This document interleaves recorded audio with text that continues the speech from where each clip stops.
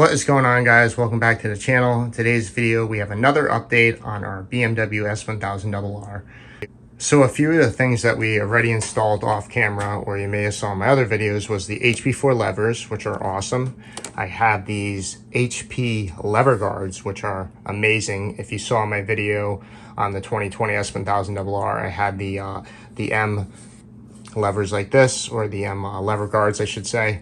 And that helped a ton with the vibration. And with these, this bike has like almost no vibration, which is awesome. So we got those two installed. We also have our HP4 rear sets installed, which are beautiful.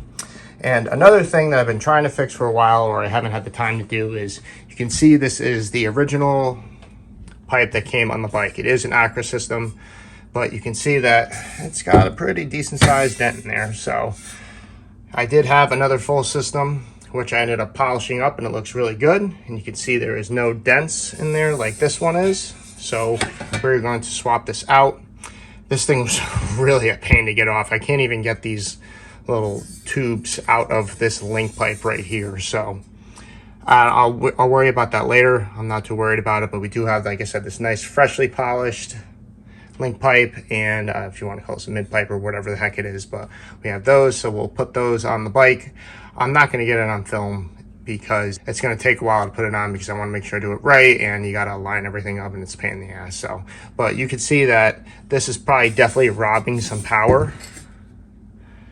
And it's not horrible, but you know, it's enough of a dent that, you know, it does annoy me. So glad we're going to be changing it out. This probably took me like almost an hour to get this thing out, and just wiggling back and forth, and then finally I got these to get off the actual header pipes themselves. So crazy stuff, but this new one's going to look awesome on there. Obviously it's going to turn this bronze color when it starts heating up, but for now it looks really nice. So pretty souped about that.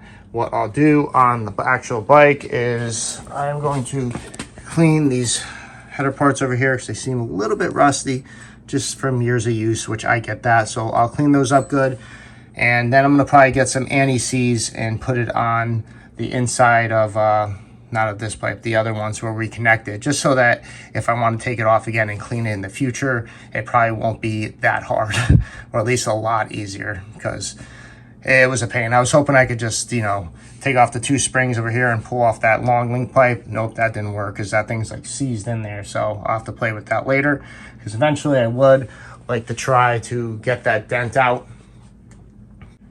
by probably using, you know, the freezing method where you pour water in there, you plug up the ends, you fill it up to here or something like that. And supposedly it's supposed to pop it out. If that works, that would be awesome.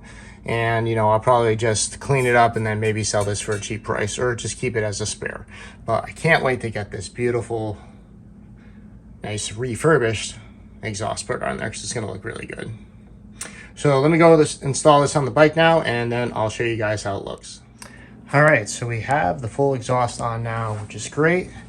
It looks so much more cleaner and nicer, obviously, because I polished it.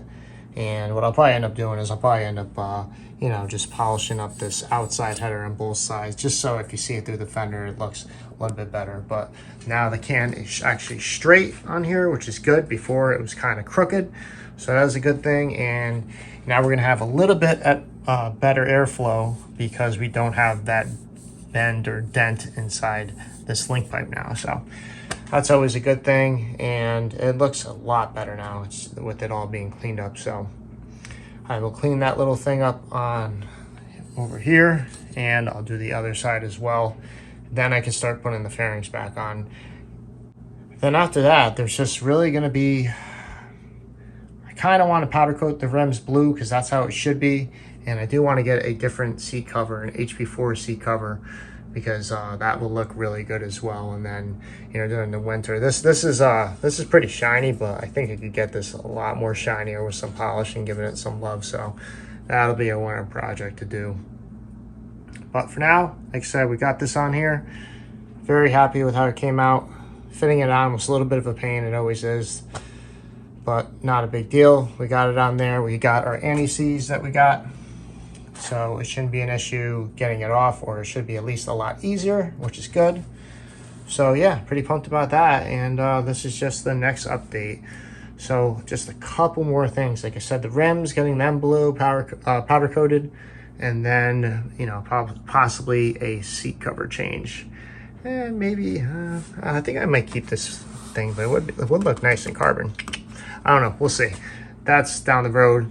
That's here or there. So this project is coming along pretty good. I actually had some scuff marks on here from, I guess when it got bent, they probably had to move the bracket to compensate. So I cleaned it up a little bit, but there was these black marks, which you could probably see, yeah, over there. I tried using just regular cleaner, I couldn't get it off.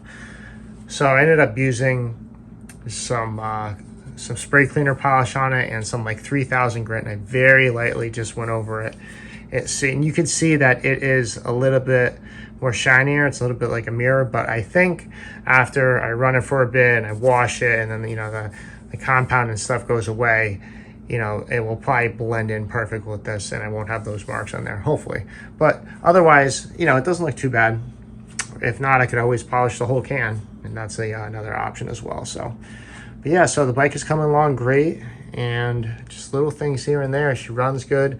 I think the last thing will probably be, I would love to do a dyno tune on this thing. I would love to take it to Brent Tuning and then just have them actually make a real map for it, for this bike in particular, and that would be cool. But we'll see what happens. It's not a definite that's going to happen, because I'm pretty happy and content with the map that's on it now.